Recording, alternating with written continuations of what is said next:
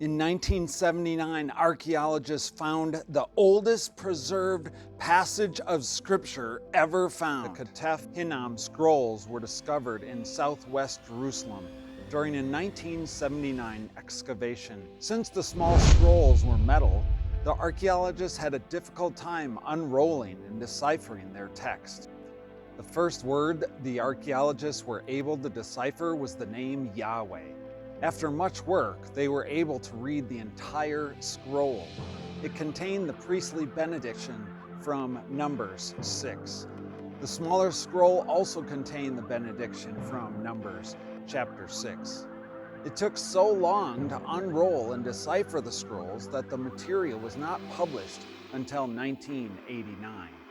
The scrolls were dated based on the script and the artifacts around them to the late 7th, early 6th century BC, making them the oldest biblical texts ever found, predating the Dead Sea Scrolls by some 500 years.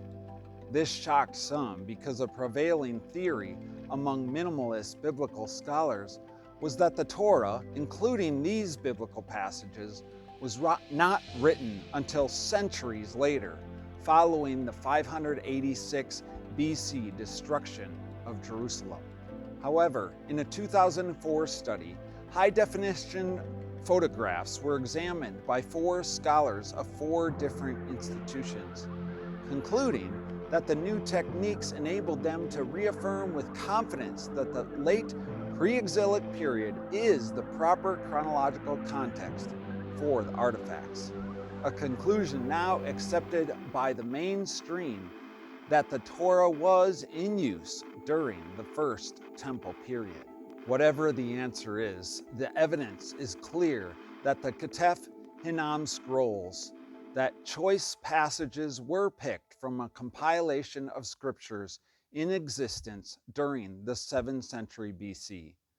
The discovery, among many others, adds weights for the traditional early dating of the biblical text. These 2 scrolls are relatively unknown by many people, but they can be seen today in the Israel Museum in Jerusalem. They are the earliest known citations of biblical texts in Hebrew.